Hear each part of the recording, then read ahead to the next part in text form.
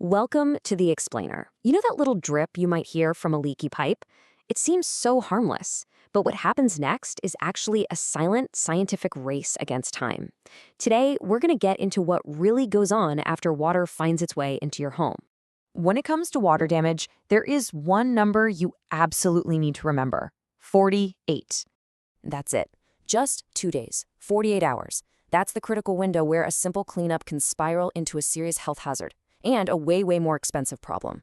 So to really understand why this window is so critical, we need to look at where the danger is greatest. To really get a handle on this risk, you first have to understand the environment. We're going to use South Florida as our case study here because honestly, it's pretty much a perfect storm for all kinds of water-related issues. What's so wild here is how all these different things just pile on top of each other. You've got this porous limestone bedrock and a high water table, which means groundwater is always looking for a way in. Then you throw in constant high humidity, plumbing from the 80s that's starting to fail, and, oh yeah, an annual hurricane season. It creates a constant threat. So whether it's a pipe that bursts, an EC unit that overflows, or a leak from a big storm, the second that water gets past your walls, a hidden clock starts ticking. All right, let's break down what actually happens, hour by hour, once that clock is running. You see, the damage isn't just steady, it's exponential. In that first day, your home's actual materials are already starting to break down. But that second day, that's the real turning point. That's when mold spores, which by the way are always just floating around in the air, find that perfect damp environment and start to grow, turning a water problem into a real potential health crisis. Okay, it sounds pretty grim, I know, but there is a very precise, very scientific way to fight back. So let's take a look at how the pros systematically reverse all this damage. See, it's not just about mopping up the puddle you can see, it's a full-on 3-phase attack. First, you get the standing water out and you do it fast. Second, you go after the hidden moisture that's soaked into your walls and your floors.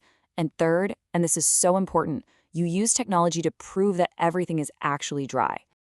And that's the crucial point here. This is not guesswork. Professionals rely completely on data.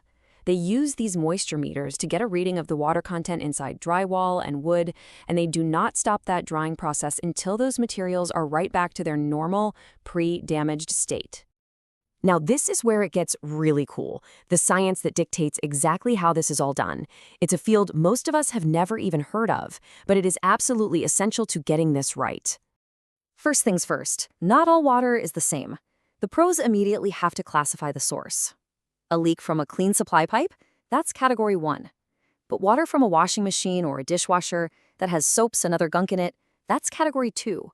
And anything from a sewage backup or outside floodwater is category 3, or black water.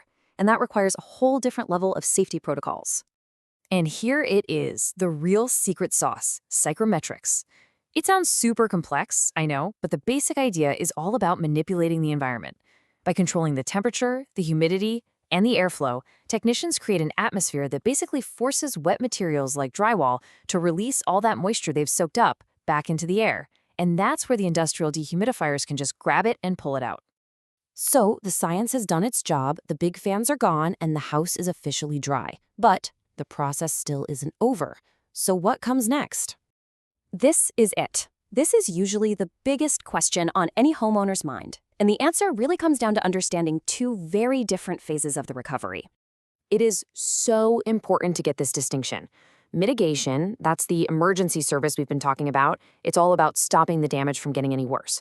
Restoration, on the other hand, is the rebuilding phase. That's replacing drywall, painting, putting everything back the way it was. And you better believe insurance companies see them as 2 very distinct, though related, parts of a claim.